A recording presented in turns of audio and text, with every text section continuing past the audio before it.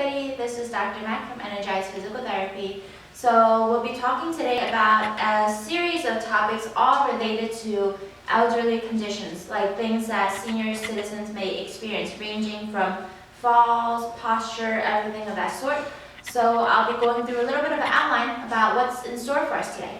So first topic we're going to be talking about is arthritis. So particularly osteoarthritis. You know, what happens, how you get it, you know, who gets it, and everything like that. So second topic, right, posture. So if you walk around the streets, New York City, notice, you know, people come in all shapes and sizes, but especially the elderly, sometimes you see them looking at the floor, rounding their backs more. That's, you know, posture related. So we'll be discussing more about that.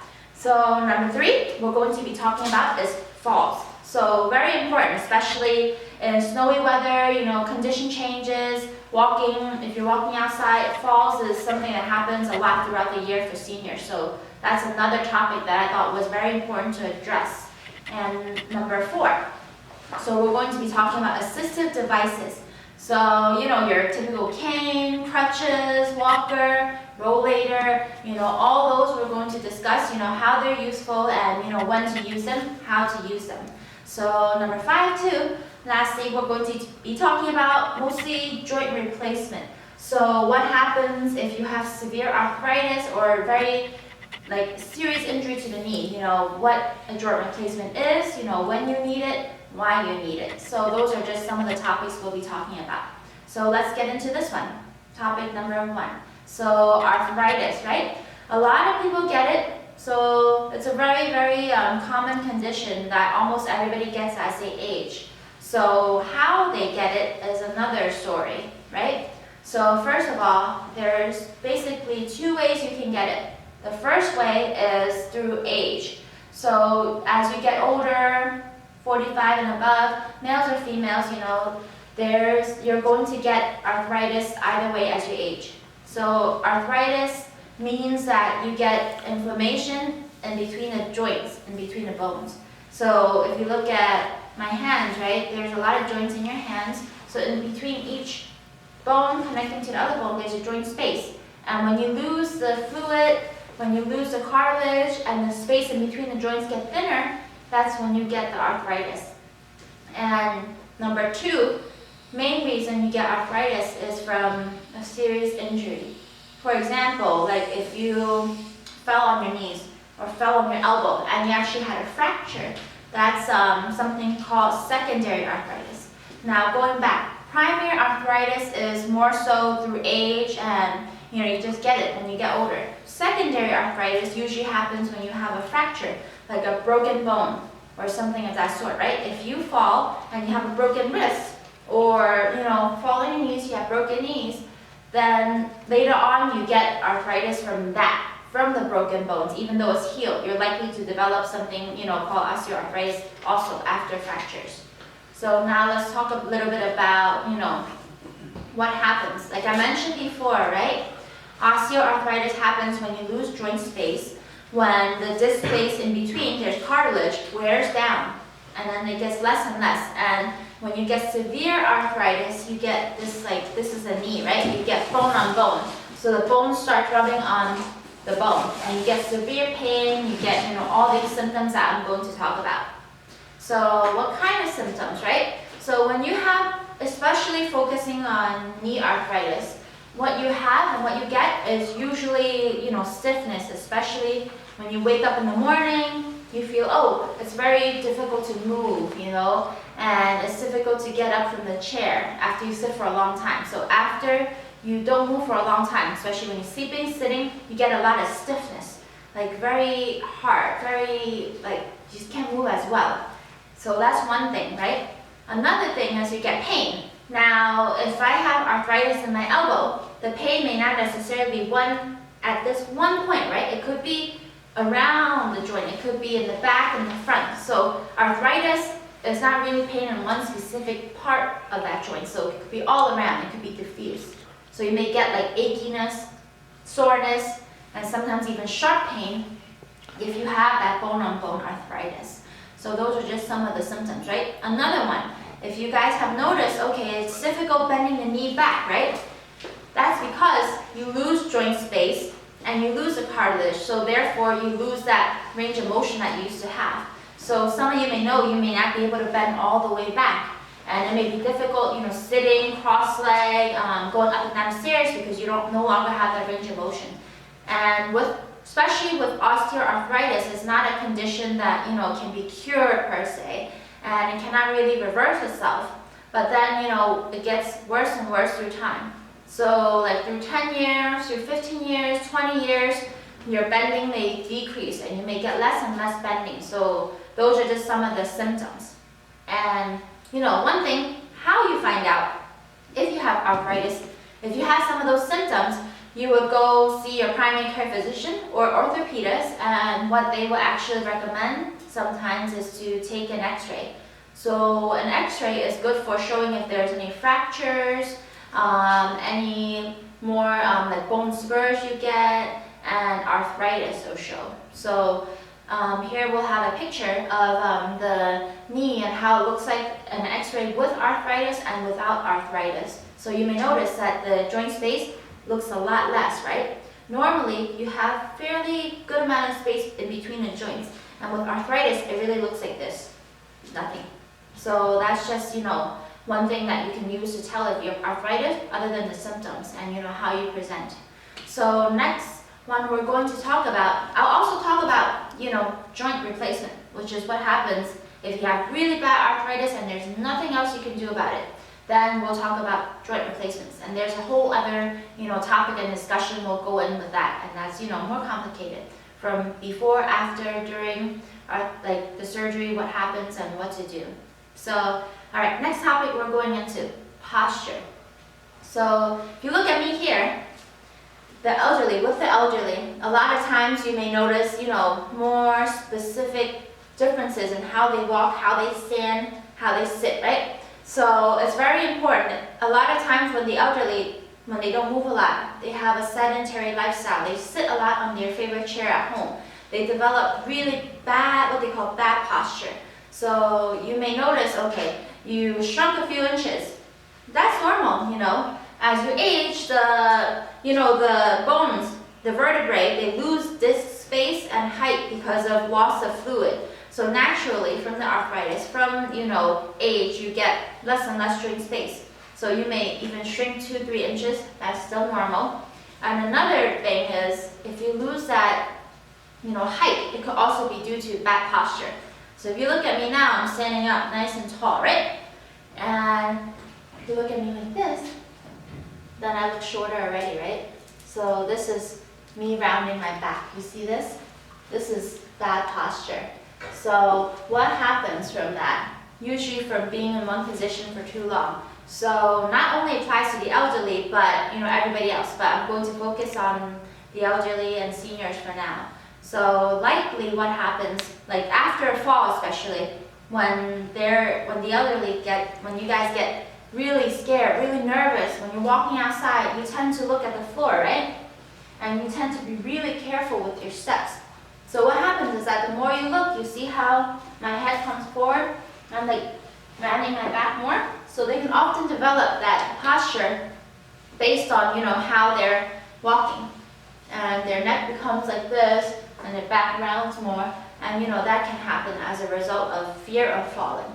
And another thing, right, if many of you sit on your favorite chair after a long period of time, the back of your leg muscles get really tight, and you kind of sink into your chair and you get into the shape of your chair.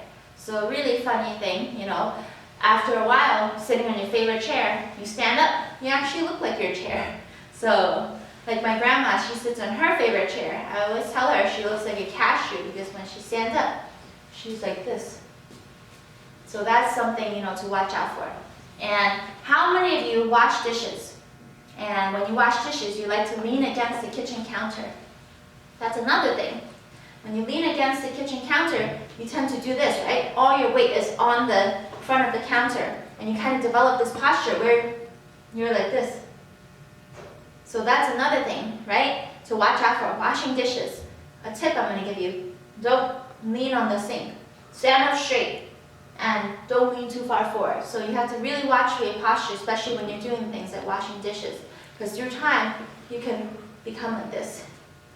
Okay? And another thing, what happens with your posture? Can it be changed? Can it be fixed? Yes, it can. So with physical therapy, if you develop, poor posture through time, we can show you some stretches too, some tips that you could try at home to help, improve your posture. Now, it's not going to be an overnight thing where one time you wake up and, oh, I'm 5 inches taller again. That doesn't happen. But what you can do is, practice those at home and, figure out how to do them. And they're meant to be easy and simple to help, even as a daily reminder to stand up straighter.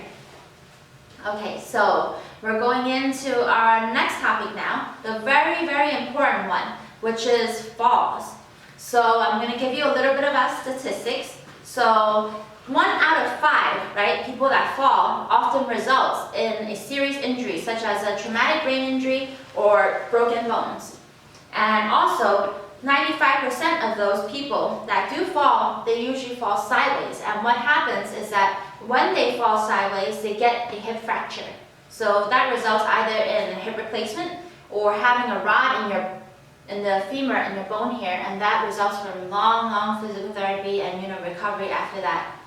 And what happens after you fall is also a major concern, the fear of falling. So I know any of you out there that has fallen, you may develop this fear, like you don't want to fall again. Nobody wants to fall again. And when that happens, you develop this fear, leading you to, bad posture, what I mentioned before. Looking down, taking small steps, constantly rounding back, looking at the floor to see if there's anything there. That's something that happens, after you fall. Fear of falling. What fear of falling does, other than, makes your posture get worse and worse through time, it also can lead you to decreased quality of life. So how many of you have fallen and on snowy days, rainy days, or you're afraid to walk outside, you stay at home? How many of you no longer take the train or the bus or walk in crowded places because you're afraid somebody's going to push you or the train's going to move all of a sudden and then you end up on the floor? So, quality of life is very important. After a fall, your quality of life is definitely affected. And you get loss of activity. So, okay, before you were playing tennis, you went out with your friends, you went shopping, and because you've fallen once or twice, you're afraid to go out. And you're afraid, okay, fall one more time and that's the end of me, right? So that's very important. What happens? You got to keep that in mind. So another thing, all right, now other than falls, we're going to talk about, after why people fall, we're going to talk about things that happen after a fall. So if you have a lot of weak muscles, right, the legs aren't strong enough to hold you up, you can walk around one time and, your knee buckles and then you fall. So that's one way. Number 3 could be, at-home factors, such as there's carpeting that's loose on the floor and you walk and boom, you slide and then you fall backwards. That's another one. And at night, okay, how many of you would wake up to go to the bathroom at night? Walk through a dark hallway, can't see where you're going, and you trip over something and fall. So that's when a nightlight comes in handy. And you have a nightlight by you, you can see where you're going.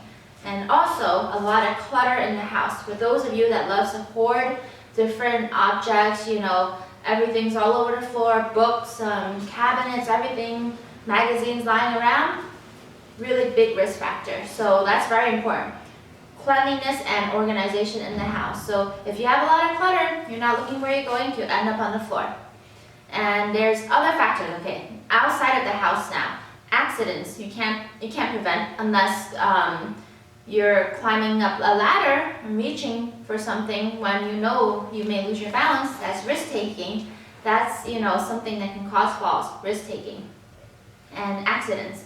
Accidents like somebody pushing you. You miss a step when you're stepping down the steps, going downstairs and you fall. That could be something. You're carrying something heavy that's blocking your way. You can't see where you're going. And then you fall. That's also another one. So that's another thing. And most of all, risk-taking I mentioned, right? Strength, no strength, losing balance. Inside factors like carpeting and everything. Outside factors, okay, reactive balance. If there was like a train, you're on a bus, and the bus stops all of a sudden, and your reactive balance is not good, ends up on the floor. So these are just some of the reasons why you can fall. And there's many different ways that you could do to improve your balance, such as exercises, physical therapy, which is why we're here. So a lot of times to prevent falls, work on your balance, maneuvering around obstacles. If you're having difficulty turning around corners or going around the bench, going around the chairs because you're afraid you'll fall over, then we can work on that also. So I'm going to show you some exercises later on, easy, simple exercise, how you can just improve your balance. This is when physical therapy comes right in and helps you improve that. So remember, once you fall, broken bones, traumatic brain injury, that ends up in a big mess, right? It takes a long time to recover, and you end up with that fear of falling. So next topic I'm going to talk about now, which kind of transitions from the whole falling idea. Another thing you can do to help prevent falls, assistive devices. Now, what I mean by that is, your typical cane, you have your walker, you have your rolling walker, you have rollators, crutches, everything like that. So all those things can help with fall prevention. Assistive devices. So why use assistive devices other than for falls? Does anybody have any idea? Well, I'll tell you now. So other than to prevent falls, it's also good to help with your pain. So I'm going to go a little bit further into why you use these assistive devices and how you would use them. So as you know, we're talking about a cane here, right? A cane you can use for balance or pain. So a lot of people get confused. Okay, I have pain in my right knee. Where should I put the cane? On the right side or the left side? Of course I'm going to put it on the right side, right? Because that's where my pain is.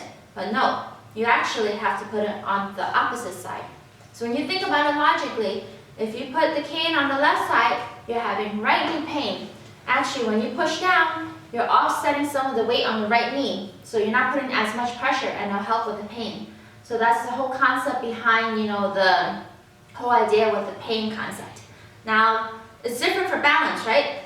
If you feel like one leg is weaker, just if you don't feel like you're walking straight, what you can do, either way, it doesn't matter. It's more whatever you feel comfortable with. You could put the cane on the right or the left and test it out to see which way you walk better with. It doesn't matter. And another thing with a cane, right? Adjusting the cane. You can't just go to CVS and buy a cane and start using it. What if you end up with shoulder pain? And you wonder why? The cane is too high, so it kind of does this to you. You're raising it up, pushing. So it kind of pinches on the shoulder, causing pain in long-term use. So you should always make sure when you get the cane, have it adjusted if it's adjustable, or make sure that it's the right height for you. So ideally, it should always be the height of your wrist with your hands relaxed on your side. So you should always adjust it. There's little buttons on the bottom sometimes you can push in, and especially the aluminum or the metal canes, you can always adjust that. Okay, now let's talk about the walker. Walker is more stable than the cane. There's ones with 4 wheels, ones with 2 wheels in the back, some with no wheels at all. So you really need to determine, which one is the perfect one for you. And for that case, some people can use it for balance, for pain, also for weight bearing. So if they had a broken bone, or if they were told by the physician that they cannot put pressure on a foot, you would use a walker, right? And you would use it, lift one leg up and sometimes slide along with the walker. So that's another thing, the walker. There's many different variations, and you just have to find the right one. And every time you adjust it, also, it should be around the wrist height. Not too tall, not too low. So rollator also is less stable than the walker. So it's usually used for people that can do community ambulation. So walk on the streets, walk outside and through the park and everywhere. So it's not really for the house, but for those people that can go around in the house but just needs a little help with the balance. And those rollators are the ones that come with the little baskets and little seats that you can sit on. So another tip for that. So if you are using a rollator and you plan to sit down, there's brakes, right? Always make sure the brakes are on. If the brakes are not on, you sit, what happens? You slide back and then you fall. And lastly, crutches. Crutches is another thing, right? But used more for people that have better coordination. Sometimes it could be used after an ankle sprain. You're told to lay off it for a while and you want to be able to walk but not put too much pressure, then you use the crutch. And you also have to make sure when you're using the crutch that it's not stabbing into your armpit, that it's not too high. And when you bring it out in front of you, it should definitely leave like at least 2 inches space, around 2-3 inches space in between you and the top of the crutch. Okay, so that's the one I'm going to talk about with the assistive devices. So last topic we're going to talk about is cramping. So I know many of you wake up at night complaining, oh my, there's a lot of pain in my calf, right? I can't move, I don't know what to do, it's just hurting and I'm trying to get back to sleep and I can't. And normally they may last like 3 to 5 minutes, a long time. So especially in the elderly, they tend to get this a lot. Now, what is cramping and why it happens? Let's get into it. So what exactly is cramping? So cramping happens when it's happening to the muscle really. Your muscle goes into contraction. So the muscle fires non-stop and it cannot relax because there's no oxygen, enough oxygen in the muscle. So that's why cramping happens. And why it happens, it could be many reasons. It could be that if you walk a lot, you run a lot, and you don't stretch out enough throughout the day for your calf muscles, they get tight, stay in one position, and then cramps up at night. So another thing is not enough water. So if you don't have enough water, not enough oxygen goes into the muscles, and you tend to get cramps also. Number 3, potassium, magnesium, all those like minerals you need to really have. Sometimes people say eat a banana to help prevent cramping. Some people take supplements, so those are also important supplements to watch out for to prevent cramping. And one tip I can give you that works very well for people that do cramp up at night, instead of just lying in bed, letting the cramp go away, you can do little stretches to the calf muscles, like pointing the toes towards you, and you could do a little gentle massage to the muscle to see if you can get some oxygen in it and get it to move again. Or for those that have good balance, you can actually stand up. Somehow, somewhere, standing up actually really helps get rid of the cramp a lot faster than if you were to wait it out. Okay, so lastly, we're going to mention just briefly about joint replacements, so particularly knee replacements, and we're going to continue on to the next topic later about knee replacements and what happens if all else fails and you have severe arthritis. And we're going to discuss, what happens before the surgery, after the surgery, and actually during the surgery, and what to expect. And what to expect from us as physical therapists. Basically what we do to help you, because you're definitely going to physical therapy after you have that replacement. Okay, so that's it for today, guys. Thank you for listening, and tune in for the next one. Take care.